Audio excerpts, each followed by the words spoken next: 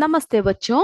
हम अपना इकाई 8 जंतुओं की संरचना व कार्य के बारे में चर्चा कर रहे हैं। हमने अपने पिछले कक्षा में क्या क्या चर्चा किया? जी हाँ, विभिन्न आकार के जंतु, है ना। हमने विभिन्न आकार के जंतुओं के बारे में चर्चा किया और उसके बाद पाचन अंग के बारे में चर्चा किया। फिर किसके बारे में हमने चर्चा किया? श्वसन अंग। ओके, श्वसन अंग के बारे में भी हमने चर्चा किया। अब जो है हम लोग चर्चा कर रहे हैं हृदय के बारे में। तो हृदय, तो हृदय कैसा होता है? हृदय आपको पता है ना, धड़कता रहता है। तो मनुष्य का हृदय जो है लाल रंग का होता है, ठीक है, और लगभग मुट्ठी के आकार का होता है। तो यानी आपका जो हृदय है वो कौन से रंग का होता है? वो लाल रंग का होता है। और कैसा होता है? मुट्ठी के आकार का होता है, अर्थात उतना छोटा होता है।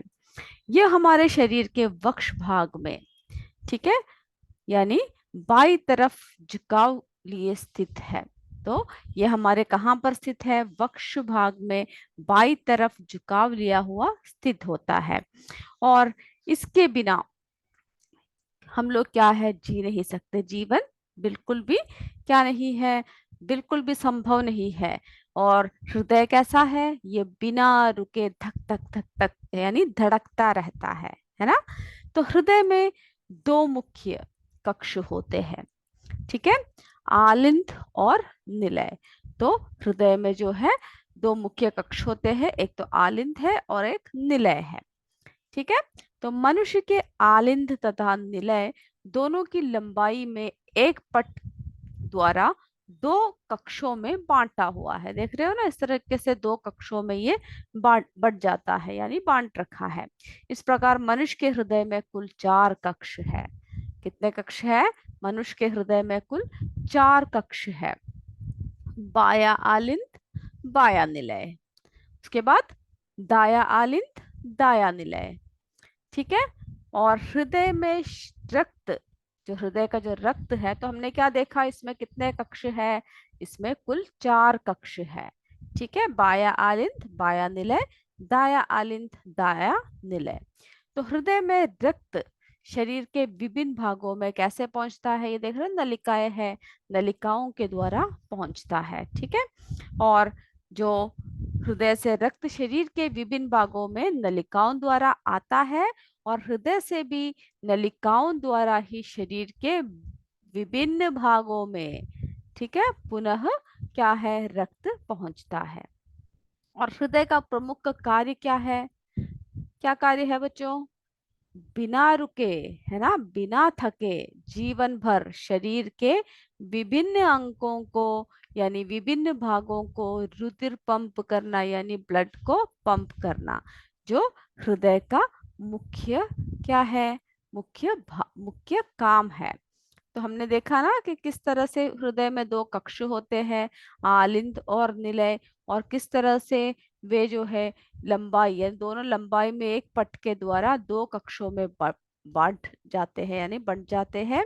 और कुल 4 कक्ष, यानी ये इस तरह से दो दो इसमें बटे हुए हैं ये दोनों भाग। और उसके बाद क्या है, इसमें कुल 4 कक्ष है, ठीक है। इसको आप याद रखोगे और आप क्या करोगे, आप हृदय का एक चित्र बना कर आओगे, ठीक है। और उसके बाद हम देखते हैं कि किस तरह से ये देख रहे हो ना, शरीर के अंग, हृदय, ऑक्सीजन रहित अशुद्ध रक्त, ऑक्सीजन रहित अशुद्ध रक्त किस तरह से हृदय जो है कहाँ तक पहुंचा रहा है? फेफड़ों तक। फिर ऑक्सीजन युक्त शुद्ध रक्त में बदल रहा है। फिर क्या है, ऑक्सीजन युक्त शुद्ध रक्त यहाँ को जा रहा है, ठीक है, यानी शरीर के अंग। उसके बाद फिर क्या है, फिर अशुद्ध रक्त जो है, यानी ऑक्सीजन रहित अशुद्ध रक्त यहाँ को आगे बढ़ रहा है, फिर हृदय में जा रहा है। तो इस तरह से ये चक्र जो है चलता ही रहता है, ठीक है। तो हृदय का प्रमुख कार्य क्या है?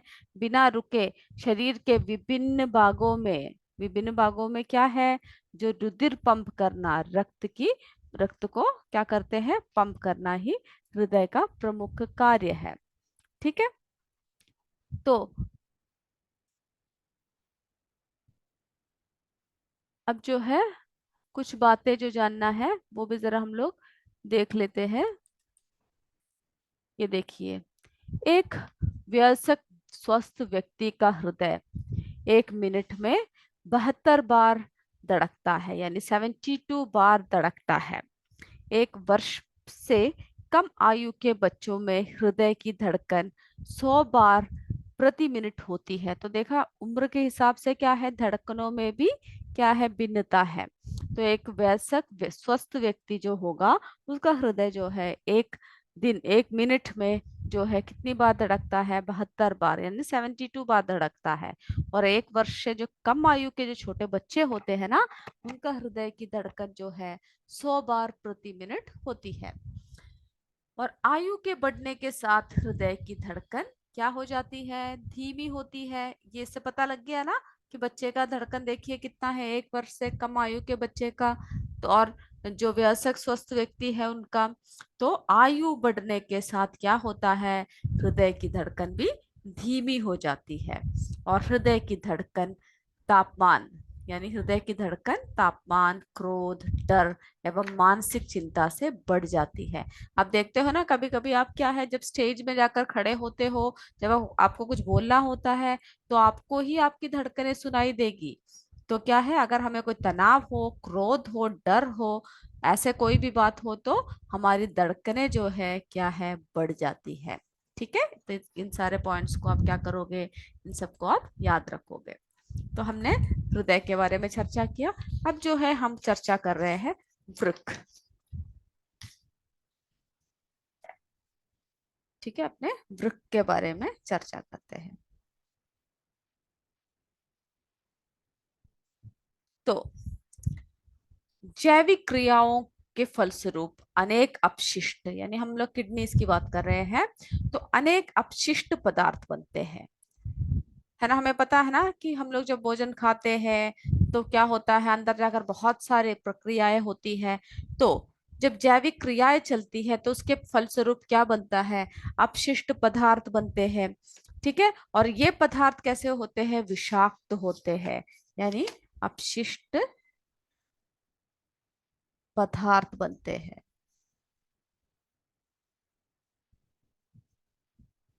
ठीक है, अपशिष्ट पदार्थ बनते हैं। और ये पदार्थ जो है विषाक्त होते हैं, जैसे कार्बन डाइऑक्साइड गैस, है ना।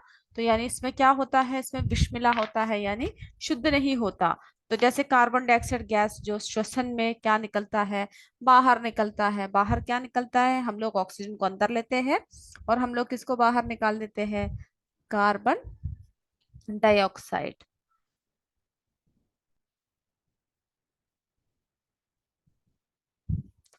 ठीक है, कार्बन डाइऑक्साइड गैस को जो है हम लोग क्या करते हैं, बाहर निकाल देते हैं। जो श्वसन में क्या होता है, बाहर निकलता है। इसी प्रकार कुछ अपशिष्ट पदार्थ भी द्रव के रूप में निकलते हैं। तो कुछ अपशिष्ट पदार्थ जो है किस रूप में निकलते हैं, द्रव रूप में निकलते हैं। ठीक है, और इसे बाहर निकालने का कार्य विशेष अंकों द्वारा किया जाता है, जिन्हें, तो इन सबको जो बाहर निकालने का कार्य जो है, जो अंक जो करते हैं, उन्हें क्या कहते हैं, उन्हें कौन सा अंक कहते हैं, उत्सर्जी अंक कहते हैं। ठीक है, उन्हें उत्सर्जी अंक कहते हैं। और मनुष्य में 2 वृक्क सेम के बीच के आकार का होता है। तो एक एक आकार सब बता रखा है, हम लोग जरा देखते हैं हमारे इसमें जो चित्र दे रखा है वो कैसा है। ठीक है, तो ये देखिए, ये देख रहे हो ना, उत्सर्जन तंत्र, ये देख रहे हो। तो जो है मनुष्य में जो है क्या होता है, मनुष्य में 2 वृक्क जो है, ये देख रहे हो 2 वृक्क, यहाँ पर भी यहाँ पर भी सैम के आकार का होता है। वृक्क में क्या क्षमता है, रक्त क्षमता है। ठीक है, वृक्क में रक्त क्षमता है, जिससे ये रक्त से क्या होता है, यूरिया निकलकर, यूरिया को निकाल कर क्या करते हैं, मूत्रवाहिनी, ये देख रहे हैं ना, मूत्रवाहिनी, मूत्रवाहिनी व मूत्राशय की सहायता से क्या करते हैं, मूत्र के रूप में हमारे शरीर से जो है बाहर निकल जाता है। ठीक है, मूत्र क्या होता है, वृक्क में रक्त क्षमता है, जिससे ये रक्त से यूरिया निकालकर क्या करते हैं, मूत्रवाहिनी के द्वारा, देख रहे हो ना, सब पाइप पे सब लगे हुए हैं। हमारे शरीर की संरचनाएं देख रहे हो ना किस तरह से, है ना, है। तो क्या होता है, इसमें से यूरिया निकालकर मूत्र वाहिनी व मूत्राशय की सहायता से क्या होता है, वह मूत्र के रूप में शरीर से बाहर निकलता है। और तो मनुष्य में वृक्क, मूत्र वाहिनियां और जो है मूत्राशय, देख रहे हैं ना, मूत्राशय और मूत्र मार्ग जहां से निकलता है। मार्ग जो है कौन से अंग कहलाते हैं, उत्सर्जी। ठीक है, ये उत्सर्जन तंत्र है। तो ये सारे जो भाग है, इसे हम क्या कहते हैं, उत्सर्जी अंक कहलाते हैं। इन अंकों से मिलकर क्या बना हुआ है, उत्सर्जन तंत्र बना हुआ है। ठीक है, तो आप क्या करोगे, इस उत्सर्जित तंत्र को बनाओगे और लिख कर भी आओगे। ठीक है। ठीक है, अब देखते हैं हम लोग।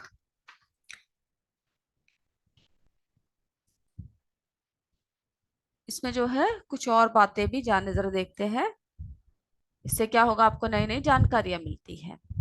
तो वयस्क एवं स्वस्थ मनुष्य के एक गुर्दे का भार लगभग 150 ग्राम होता है। तो भार दे रखा है, यानी एक स्वस्थ मनुष्य एवं एक वयस्क मनुष्य जो होता है, उनका जो है गुर्दे का भार कितना होता है, 150 ग्राम होता है।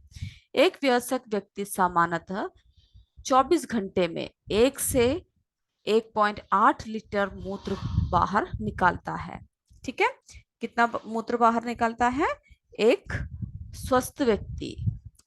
ठीक है, एक स्वस्थ व्यक्ति जो है, एक यानी 24 घंटों में 1 से 1.8 लीटर मूत्र बाहर निकालता है, जिसमें से कितना है, 95% जल, 2.5% यूरिया और 2.5 अन्य अपशिष्ट पदार्थ होते हैं। तो इनकी जरा ये देखिए कि क्या क्या होता है जब हम मूत्र बाहर निकालते हैं।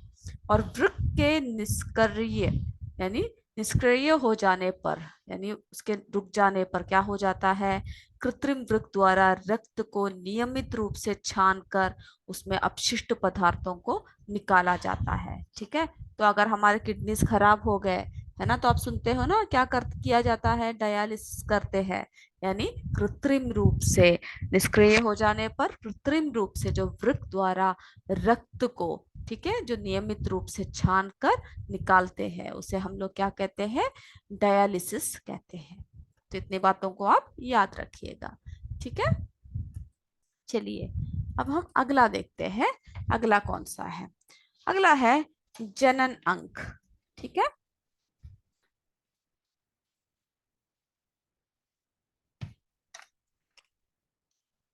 जनन अंक।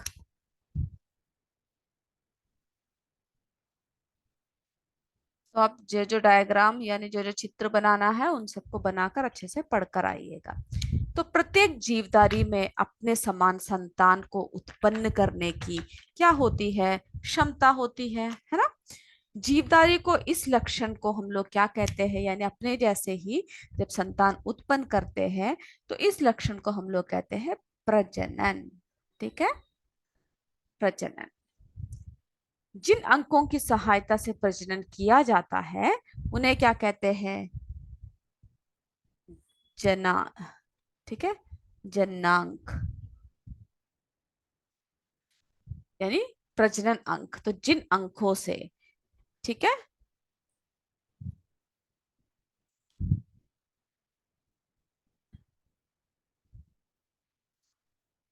यानी जिन अंकों से क्या होता है, सहायता यानी प्रजनन, यानी जिन अंकों की सहायता से क्या होता है, प्रजनन किया जाता है, उन्हें हम जननांग कहते हैं। ठीक है, अब जो है कुछ जंतु में नर एवं मादा जनन अंग अलग अलग पाए जाते हैं। ठीक है, तो अब जो है एक लिंगी, एक लिंगी जंतु। अब एक लिंगी जंतु क्या है, जो कुछ जंतु में क्या होता है, जो नर एवं मादा का जननांक यानी जनन अंक अलग अलग पाए जाते हैं, उन्हें क्या कहते हैं, एक लिंगी। ठीक है, जैसे कि कुत्ता, बिल्ली, मनुष्य आदि। और मनुष्य में मुख्य नर जनन अंग वृक्षण और मादा जनन अंग अंडाशय होते हैं। ठीक है, तो क्या है, जो हमने एक लिंगी क्या देखा, जंतु देखा, जिसमें कि क्या होता है एक लिंगी, यानी कुछ जंतु में नर एवं मादा का, यानी नर और मादा, ठीक है, में क्या होता है, जनन अंग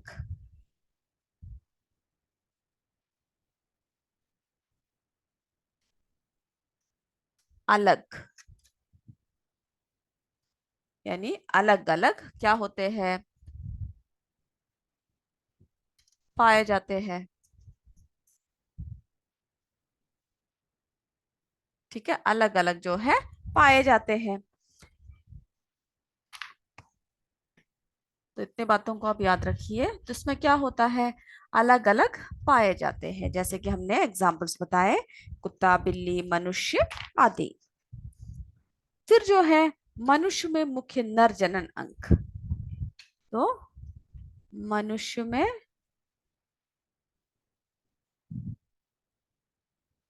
ठीक है, अब क्या होगा, मनुष्य में मुख्य नर जनन अंग, मुख्य नर जनन अंग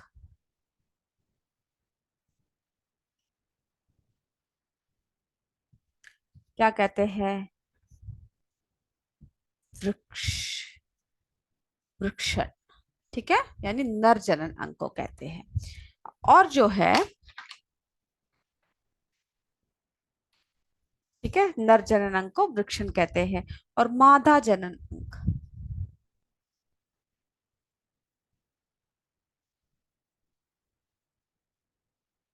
मादा जनन अंग को क्या कहते हैं, अंडाशय।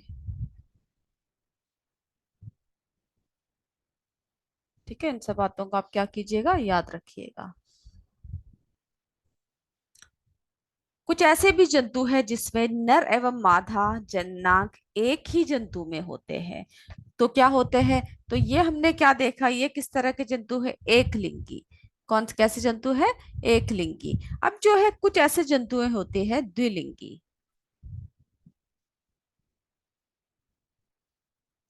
ठीक है, इसमें क्या होता है द्विलिंगी में, जिसमें कि एक ही जंतु में, ठीक है, क्या होता है, एक ही जंतु में जो है दोनों जननांग, यानी एक जंतु में,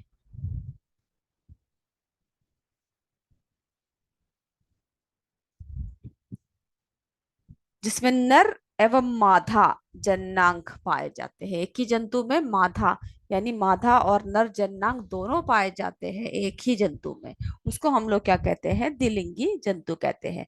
जैसे कि केचुआ हुआ, अमीबा हुआ, और एक कोशिक जंतुओं में अलग से प्रजनन अंग नहीं होते।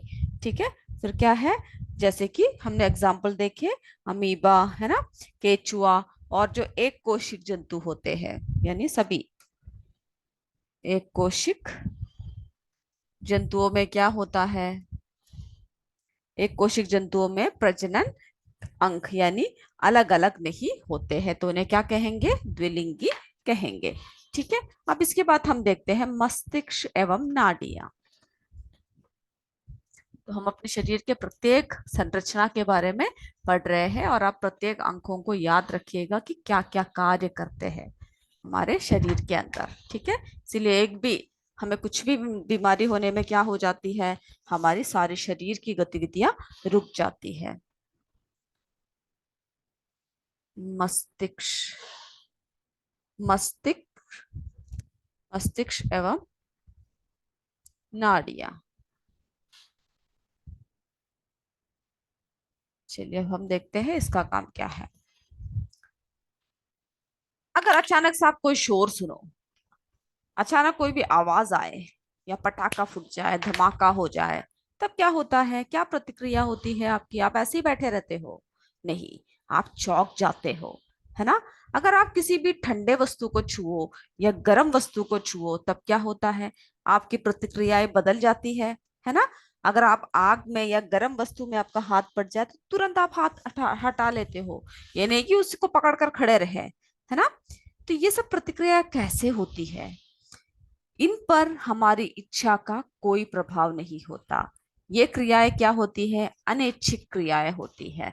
ठीक है, यानी ये जो क्रियाएं हो रही है, कुछ भी जो आप कर रहे हो, ये क्या है, हमारा कोई क्या नहीं रहता, प्रभाव नहीं रहता। ये क्रियाएं क्या होती है, अनैच्छिक क्रियाएं।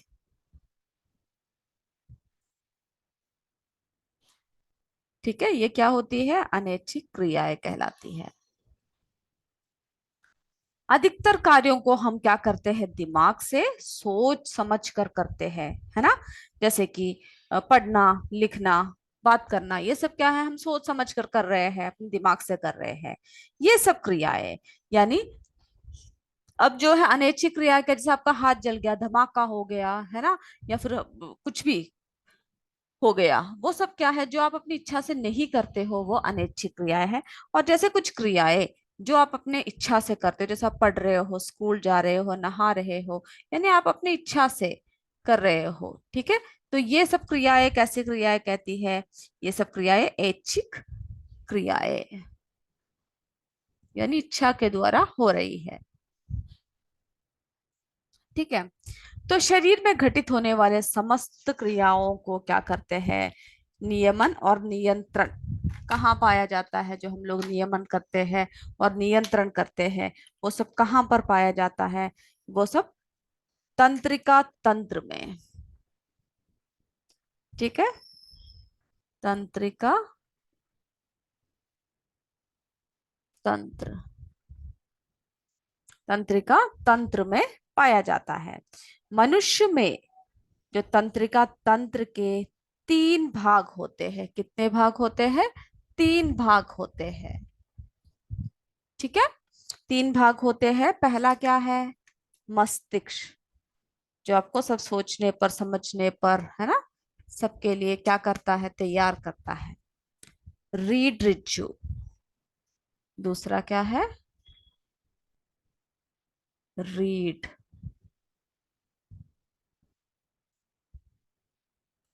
ऋजु, तीसरा क्या है, तंत्रिकाएं, तंत्रिकाएं। ठीक है, अब जो है मस्तिष्क, रीढ़ ऋजु तथा तंत्रिकाएं क्या होती है, एक विशेष प्रकार की कोशिकाओं से मिलकर बनी होती है। इन कोशिकाओं को हम लोग क्या कहते हैं, इन कोशिकाओं को हम लोग तंत्रिका कोशिका कहते हैं। ठीक है, इन कोशिकाओं को हम लोग क्या कहते हैं, इनको हम लोग जो है क्या कहते हैं, इन कोशिकाओं को हम लोग तंत्रिका, तंत्रिका कोशिका। ठीक है, क्या कहते हैं, तंत्रिका कोशिका कहते हैं।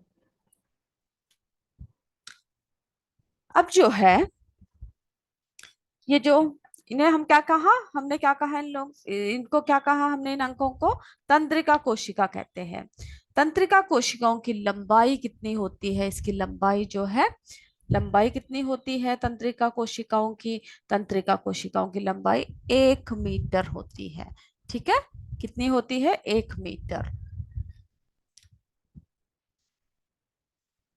तो 1 मीटर तक हो जाती है, और ये एक छोर से उद्दीपनों को ग्रहण करती है, और दूसरे छोर से क्या करती है, दूसरे छोर से संदेशों को भेजती है।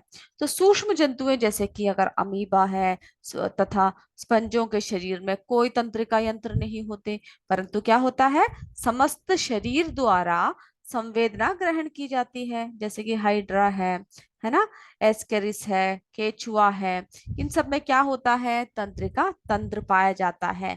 परंतु क्या होता है, समस्त कोशिकी, है ना, जो समस्त कशुरिकी प्राणियों की भांति तंत्रिका तंत्र क्या होता है, पूर्ण रूप से विकसित नहीं होती है। ठीक है, तो कशुरिकी प्राणियों की तरह से क्या होती है, इनमें जो है पूर्ण रूप से तंत्र यानी तंत्रिका तंत्र जो है विकसित नहीं होता, किनमें? सूक्ष्म जंतुओं में। ठीक है। अब हम अगला देखते हैं, ज्ञानेंद्रियों के बारे में बात करते हैं।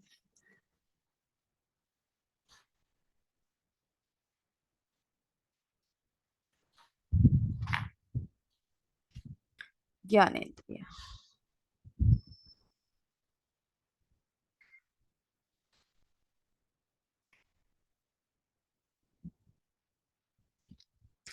तो ज्ञानेंद्रिय आपको पता है ना, हमारे सेंस ऑर्गन्स। जैसे कि सर्दी से हमें ठंड लगती है ना? गर्मियों में हमें गर्मी क्यों लगती है? हम लोग स्वाद क्यों पहचानते हैं? गंध कैसे आती है ना? स्वादों में भी क्या है, विभेद कर सकते हैं। हमारे शरीर की ज्ञान, यानी इन सब का ज्ञान जो है शरीर के किस भाग से होता है? ये सब जो है विशेष अंकों से होता है। इन्हें क्या कहते हैं? इन्हें संवेदी अंक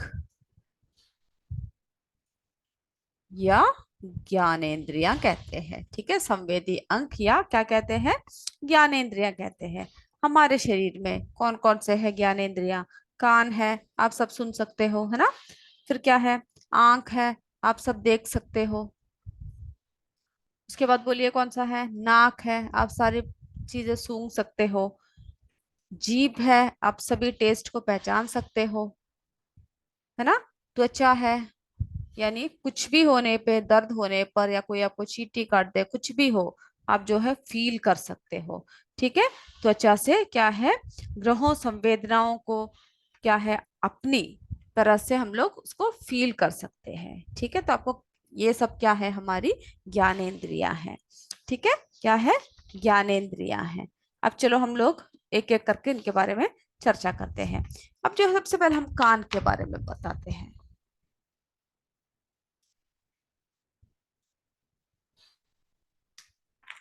इसके बारे में चर्चा कर रहे हैं, कान। कान क्या है? कान से हम सब सुन सकते हैं ना?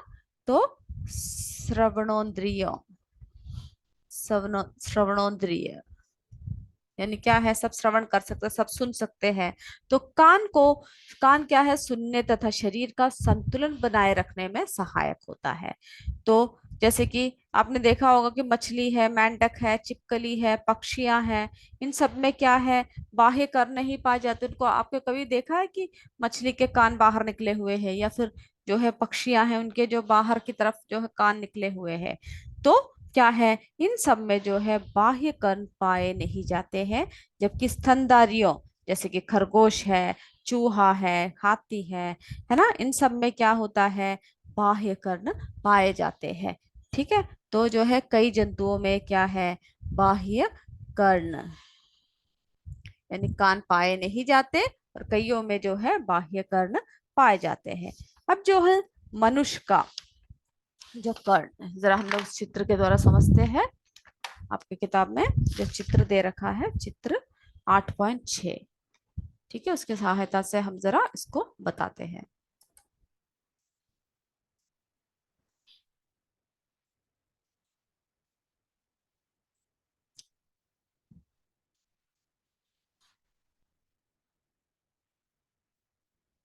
चलिए, मैंने इसमें नहीं रखा हुआ है।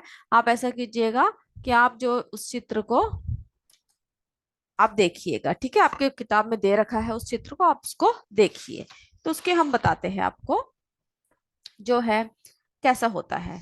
सबसे पहले जो है बाह्य कर्ण, यानी मनुष्य के कान में कितने भाग होते हैं? 3 भाग होते हैं।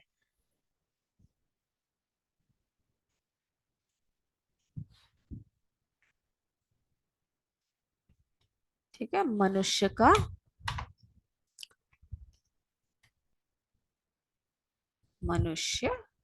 के कान। तो कितने भाग देख रहे हैं हम लोग मनुष्य के कान में?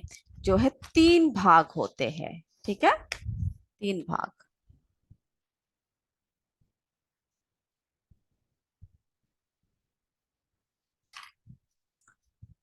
पहला, बाह्य कर्ण।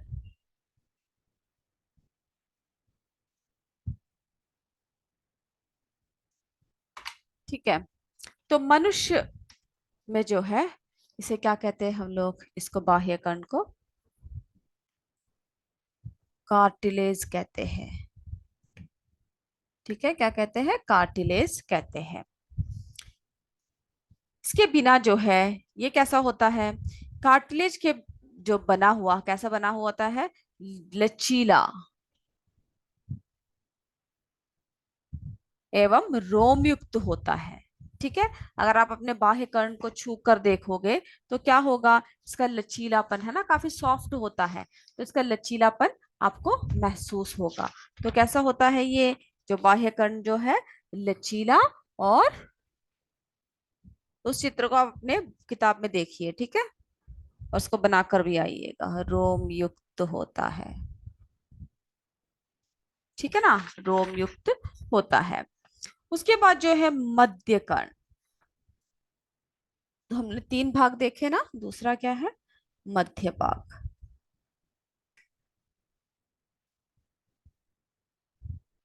मध्य कर्ण, अब ये कैसा होता है, मध्य कर्ण जो है, जो कर्ण गुहा में स्थित जो कर्ण पटह, क्या होता है, कर्ण पटह, झिल्ली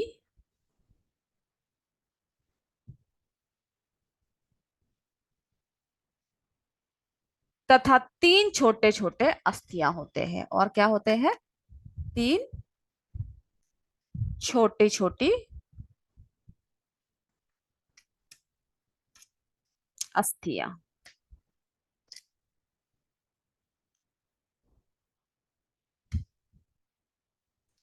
ठीक है, उसके बाद जो है तीसरा, तीसरा कौन सा आता है, तो इन इसके संरचना के बारे में और ये जो कैसा होता है, ये आप क्या करोगे, आप उसको बनाकर चित्र जो है 8.6 को 8.6 को बनाकर क्या करोगे, आप इसके बारे में लिखोगे। ठीक है, तो हमने क्या देखा कि इनके जो है तीन संरचनाएं होती है ना, तीन संरचनाओं के बारे में देखा। अब जो है अगला जो है तीसरा क्या होगा, आंतरिक यानी अंदर की संरचना, आंतरिक, आंतरिक कर्ण। तो ये कैसा होता है, इसमें क्या होता है, इसमें जो है अर्ध पारदर्शिक, यानी जो पूरी तरह से नहीं दिखता है, आधा रूप से दिखता है, अर्ध पारदर्शिक झिल्ली की बनी होती है।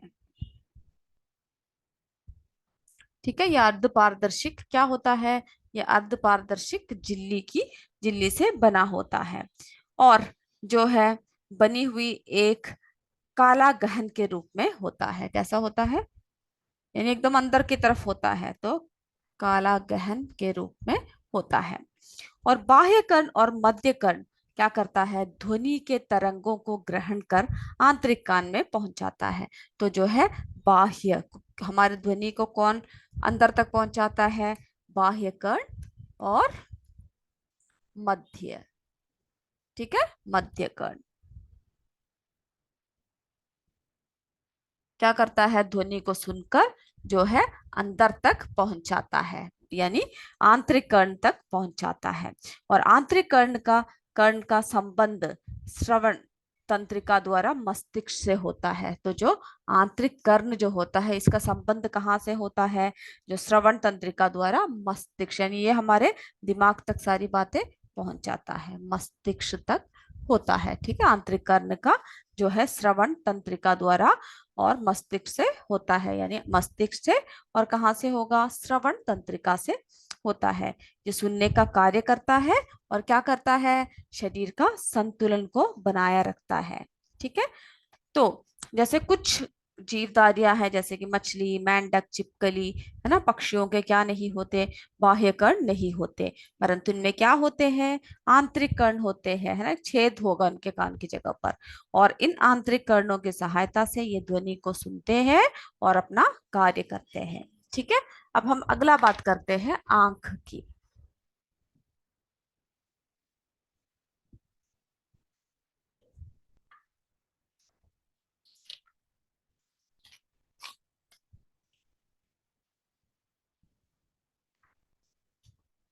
अगला किसकी बात कर रहे हैं? आंख।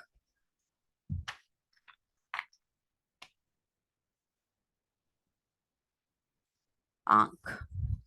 तो आंख क्या कार्य करता है? आपको पता है ना? आंख जो है देखने का काम करता है। क्या कार्य करता है आंख? आंख से हमें सब दिखाई देता है। अगर हमारी आंखों की रोशनी नहीं है तो क्या होगा?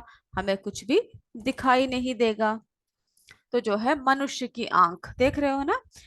तो आंख द्वारा देखने का कार्य होता है, और आंखें वस्तुओं का आकार, आकृति, रंग, प्रकाश, अंधकार आदि को क्या करता है?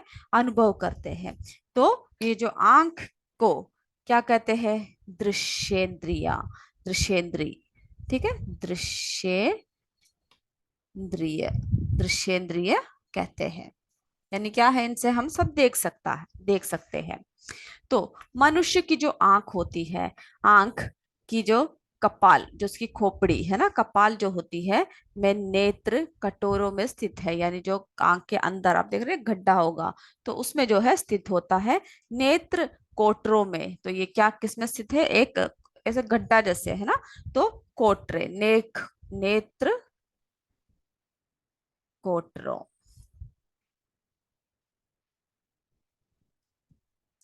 में आंख क्या रहती है? सुरक्षित रहती है। और केवल आंख का जो है 1/5, यानी 1/5 भाग है ना, क्या कर सकते हैं? दिखाई देता है। इसकी सुरक्षा में पलके है ना? इसकी सुरक्षा में क्या है? देख रहे हो ना, पलके हैं। पलके हैं और बोरोनियो की सहायक होती है। तो पलके होती है, फिर क्या है? बोरोनिया भी सहायक होती है। और मनुष्य की आंख में एक पारदर्शी उत्तल लेंस है। क्या है? तो अब एक एक बातें जो जो बता रखा है वो सब आप लिखोगे, ठीक है? तो मनुष्य की आंख में क्या है? एक पारदर्शी,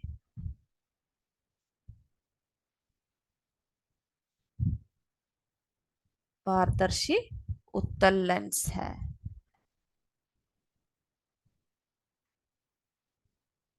उत्तल लेंस होती है। ठीक है। इसी लेंस के द्वारा हम जो है क्या कर सकते हैं? वस्तु का प्रतिबिंब आंख के अंदर बनती है, और चित्र, उसी का चित्र जो है मनुष्य देखता है। ठीक है। तो जिन जंतुओं में आंखें नहीं होती है ना, कुछ जंतुओं में क्या नहीं होती है? आंखें नहीं होती है। जैसे कि हाइड्रा तथा केचुआ आदि में क्या नहीं होता? आंख नहीं होता है। और कीटों की आंख अन्य जंतुओं की आंखों से भिन्न होते हैं। ठीक है। जो कीटों की जो आंख होती है, जो कीटों की आंख कैसे होती? हमारी तरह नहीं होती है। उनकी आंख जो है भिन्न होती है। ठीक है। इन्हें क्या कहते हैं? संयुक्त नेत्र कहते हैं।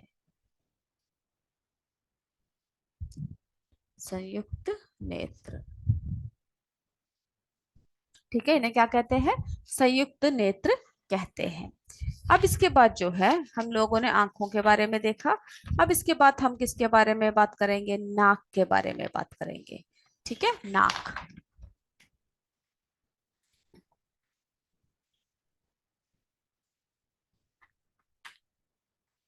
नाक।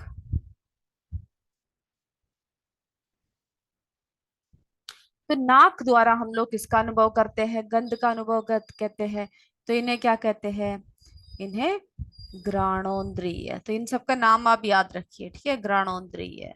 इन्हें क्या कहते हैं? घ्राणोन्द्रिय कहा जाता है। आप फूल का, है ना, फूलों का खुशबू, स्वादिष्ट भोजन की सुगंध आदि, यानी दुर्गंध अगर कहीं से आ रही हो, तो सब कहाँ से अनुभव करते हैं? अपने नाक से अनुभव करते हैं। और जो कुत्तों और चींटी की घ्राण शक्ति अधिक होती है, ठीक है, तो इनकी कुत्तों की और चींटियों की जो घ्राण शक्ति होती है वे अधिक होती है। तो आप कैसे देखते हो? आपने देखा होगा कि जो पुलिस द्वारा चोर एवं अपराधियों का पता लगाने के लिए क्या करते हैं? वो लोग कुत्तों को छोड़ते हैं ना, विशिष्ट प्रशिक्षित, यानी उनको अच्छे से ट्रेनिंग दिए हुए कुत्तों के द्वारा वो क्या करते हैं? अपराधियों को देखते हैं, अपराधियों को पकड़ते हैं। तो इनमें जो होती है कुत्तों की और चींटियों की जो ग्राण शक्ति होती है वो बहुत अधिक होती है। आप कहीं पर भी कोई भी चीज डाल दो, उसी वक्त कौन आ जाता है उसके ऊपर? चींटियां आ जाती है। ठीक है, अब अगला जो है जीभ है। जीभ, तो क्या है, हमारे जीभ मीठे, खट्टे, है ना, सभी या नमकीन जो भी स्वाद के हैं उन सबको जो है पहचान लेते हैं। तो इन्हें जो है स्वादेंद्रिय कहते हैं। ठीक है, इन्हें क्या कहते हैं? स्वादेंद्रिय कहते हैं। और स्वाद संबंधी संवेदना जीभ से अलग अलग भागों में स्थित स्वाद कलिकाओं से प्राप्त होती है। ठीक है, इसके अतिरिक्त हमें क्या जीभ क्या सहायता करती है? बोलने के लिए, भोजन, है ना, और लार मिलाने का कार्य करती है। यानी भोजन और लार को जब हम चबाते हैं तो जीभ क्या करती है? भोजन और लार को आपस में मिलाने का कार्य करता है। परंतु जो है मेंढक की जीभ शिकार पकड़ने में सहायता करती है। मेंढक को कभी आपने शिकार पकड़ते हुए देखा है? उसका लंबा जीभ निकालता है और क्या करते हैं? शिकार को पकड़ता है। अब अगला जो है त्वचा। तो हम ज्ञानेंद्रियों की बात कर रहे हैं। अगला जो है त्वचा। त्वचा को क्या कहते हैं? स्पर्शेंद्रिय कहते हैं, यानी स्पर्शों का अनुभव। ठीक है, आप कहाँ से महसूस करते हो और कोई आपको स्पर्श करे? स्पर्शेंद्रिय कहते हैं, है ना। तो आपको कोई भी स्पर्श करे तो आप कहाँ से महसूस करते हो? त्वचा से, है ना। जैसे कि कोई ठंडी चीज हो, गर्म हो, कठोर है, मुलायम है, चिकना है या खुरदरा, आदि कहाँ से पता लगता है? त्वचा से पता लगता है। आपने देखा है जो नेत्रहीन जो व्यक्तियां होते हैं वे अक्षरों को कैसे पता लगाते हैं? वे अक्षरों को जो है छू कर पता लगाते हैं। ठीक है, जो नेत्रहीन व्यक्तियां होते हैं वे छू कर, तो यानी जो नेत्रहीन व्यक्तियां,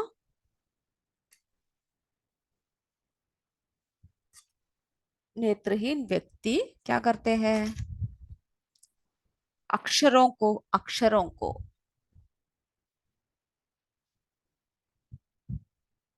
अक्षरों को क्या करते हैं नेत्रहीन व्यक्तियां? अक्षरों को, हमने कभी देखा है वो कैसे पढ़ते हैं? छू कर,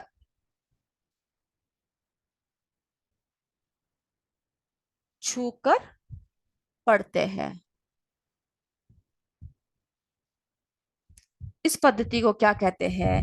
ब्रेल पद्धति, है ना। उनके पास क्या होती है? ब्रेल लिपि होती है, ब्रेल पद्धति। ठीक है, तो वे कैसे पढ़ते हैं? ब्रेल लिपि द्वारा पढ़ते हैं। और इस पद्धति को क्या कहते हैं? इस पद्धति को हम लोग, वो लोग क्या कहते हैं? ब्रेल पद्धति कहते हैं। ठीक है, तो हमने ज्ञानेंद्रियों के बारे में भी चर्चा किया। तो आप ये सभी जितना आज हमने चर्चा किया है उन सबको क्या करोगे? आप लिख कर आओगे। ठीक है, तो अगली कक्षा में हम फिर मिलेंगे।